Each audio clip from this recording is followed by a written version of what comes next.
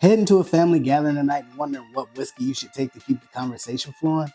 Don't worry, I have 5 simple recommendations that'll do just that. Stay tuned. Cynple Whiskey, Cyncere.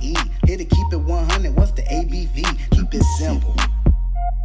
Cynple Whiskey, and be sweeter.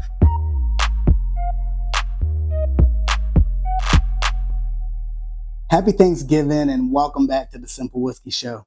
I'm Cyncere, and in this episode, I'm going to count down my top 5 Thanksgiving Day whiskeys, perfect for sharing at your holiday gathering. If you haven't already, don't forget to like, subscribe, and turn on your notifications to stay up to date on all things Cynple Whiskey. Let's jump right in. First up on my Thanksgiving Day hit list is Widow Jane Decadence. This small batch whiskey from Red Hook in Brooklyn, New York has recently become one of my favorites, and it's what I'm sipping on here tonight. The way that it works, Widow Jane scours the country for the finest barrels of straight bourbon and rye whiskeys. They take some of their legendary 10-year-old bourbons and then finish them in barrels that actually held New York's finest maple syrup from Crown Maple. As a result of this, you get a rich, creamy, smooth, and slightly sweet mouthful of whiskey flavor that is way beyond good. It's decadent. So I'm not a huge fan of flavored whiskeys, but this being finished in maple syrup barrels is like icing on the cake. The bottle alone looks like it's dressed up for a feast. So obviously it's very festive today, so I didn't go Glencairn, got my standard rocks glass, but let's see what I'm sipping on.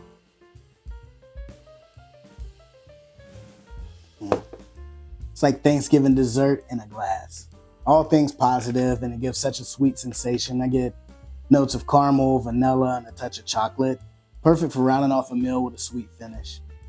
I'd love to know your thoughts on this one though. Leave me a comment below, let me know how you feel about it. Moving on to our second whiskey in the Thanksgiving Day lineup, Redbreast 12. I don't have a bottle of this as I hadn't had a chance to backfill the one that I recently finished.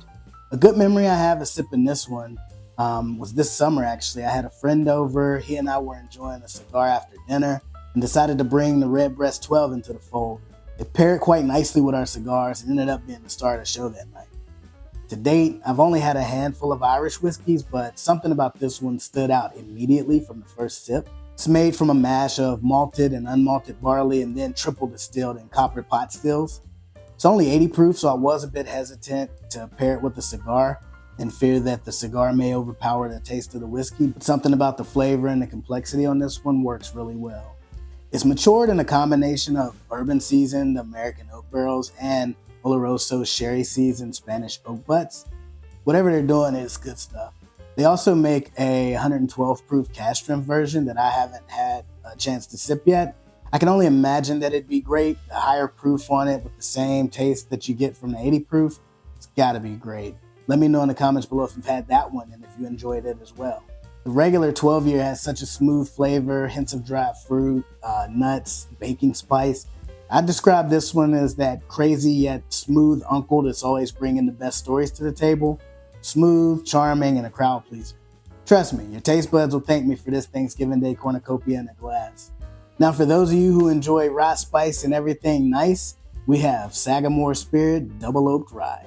This is a Maryland style rye that packs a bold flavor that'll wake your palate up faster than your nieces and nephews, making nonstop racket during your post-turkey nap. I did do a video on this one, and I do recall thinking about how much I wasn't a fan of rye when I first began my journey. Since then, this has been one of my go-to sippers, especially since it really hits home in the fall air by a fire. So they aged their straight rye whiskey for 4 to 5 years in high-charred New American oak barrels. Then they transferred their aged whiskey into toasted wave stave barrels for an additional 18 months. This increased surface area of low char, medium plus toast staves imparts Double Oak's delightful caramel, toffee, hazelnut, and toasted coconut notes that you get. Usually I get cinnamon, rye spice, and a touch of caramel with this one, which is great for a Thanksgiving Day game changer. It's like a flavor parade marching down your mouth. Next on the list is a classic that's also so near and dear to my heart as my first love of bourbon, Buffalo Trace. If Thanksgiving had a designated hitter, this would be it. It's reliable, versatile, always a fan favorite. Buffalo Trace always gets a lot of hate in the whiskey community. I'm not sure if it's due to the over-the-top popularity or the fact that people mark this $28 gem so high up due to how hard it is to find in some areas. So along with the Widow Jane Decadence, this one is allocated where I'm at. but I always do seem to find a way to have some on deck. So I do love to enjoy this one neat or in an old fashioned with some Luxardo cherry syrup and a Luxardo cherry to finish it off. It's very smooth, has a hint of sweetness, a touch of spice. Buffalo Trace is that bourbon you bring when you want everybody to feel right at home. It's like the mashed potatoes of whiskey, a comforting classic. Last but certainly not least, we got Old Forester 1910. I do not have a bottle of this as I just finished off my last little bit.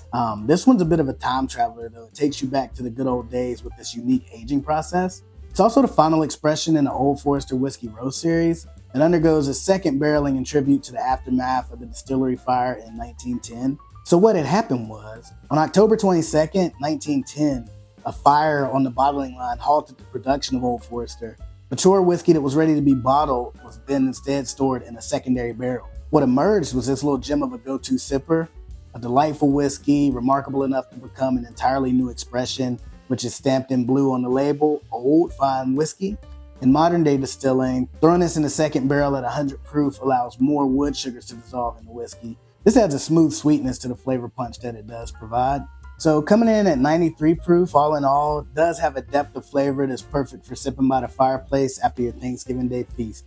I usually get notes of dried fruit, oak, chocolate, and a subtle spiciness. It's definitely a celebration in every sip. And there you have it, folks. 5 whiskeys perfect for sharing on Thanksgiving. Whether you're savoring the sweetness of Widow Jane, embracing on the warmth of Buffalo Trace, or enjoying the rich history of Old Forester 1910, all of these are sure to elevate your holiday gathering. Don't forget to hit that like button, subscribe for more Cynple Whiskey wisdom, and let me know in the comments which whiskey you'll be sharing this holiday. Until next time, drink responsibly, eat like there's no one watching, and keep it simple, my friends. Cheers.